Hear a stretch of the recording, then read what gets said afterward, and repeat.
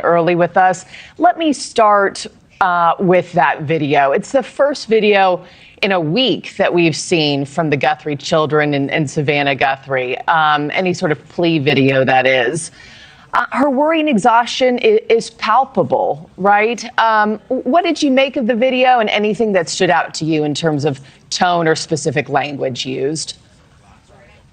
Well, using a video like this, you can plea all you can or all you want with someone who has taken your mother.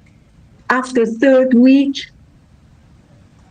they are not going to bring her back. I have never experienced that. I've done over 100 cases of abductions, and this is definitely a kidnapping, which I heard from the FBI and the local law enforcement that it might not be.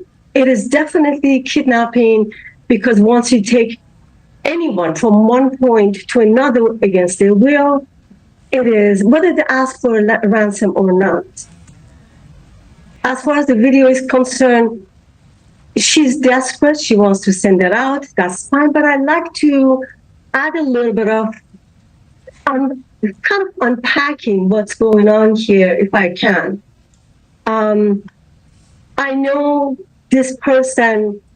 Well, we're looking to see if the gloves matches. First of all, this is not someone professional because why would you even take your gloves off? This is someone, and in the last few days, I've been looking at a lot of different videos. In my own intuition, having worked a lot of abduction cases, usually children abductions, 3 weeks is a long time, especially for this woman. Mm-hmm. Now, we don't. She's 84 and needs daily medication, right? Right, absolutely.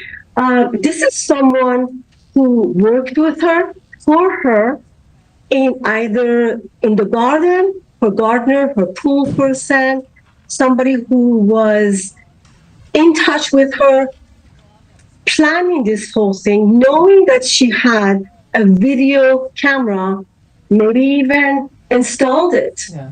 She was in touch with her. But if they knew that, my question to you with that, Monique, is if they knew that, they seem, very comfortable with the house. But if they knew there was a camera, why not bring spray paint or duct tape? Then that person turns around, picks up the weeds from the front yard and goes to cover it. Yeah, this is not a professional person. This is someone who is very unstable, and he used opportunity and access. Opportunity is he knows she lives alone, she's old, she has a heart problem, her daughter is rich. He starts thinking about it, that this could be a perfect opportunity. And he has access. He works in the yard, maybe, like I said, someone who's there every single day. Yeah, who knows? In fact, Nancy just said, come on in. And he tested the video camera by the door, and he knows how to uninstall it. My only thing is, how did he, and in this situation is definitely a man, how did he get her from her room down the stairs? Right. There's so many questions. Jess, what are you hearing on the ground? Because Monique brings up a good point. She's not certain that this video is going to speak directly to those captors at this point, 3 weeks in. What are you hearing from law enforcement about this video and if this kind of messaging might work? Directly speaking to the people's humanity here. Okay, so a couple things to take away. She makes a very good point, right? There had to be more than one person involved in this, because if she's having trouble getting out of the house, right?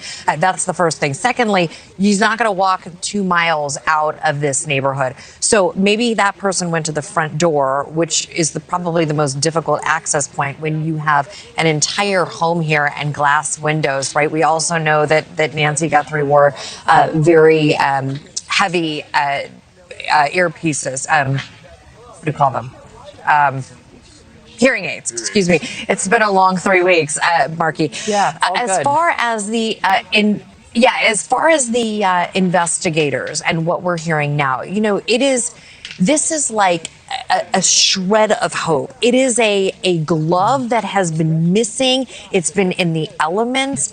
It resembles the glove that the guy was wearing. It stands out because they found 16 total gloves that they think were from investigators who were walking around out there. And you're going, how are there just 16 gloves in these brushes and arroyos and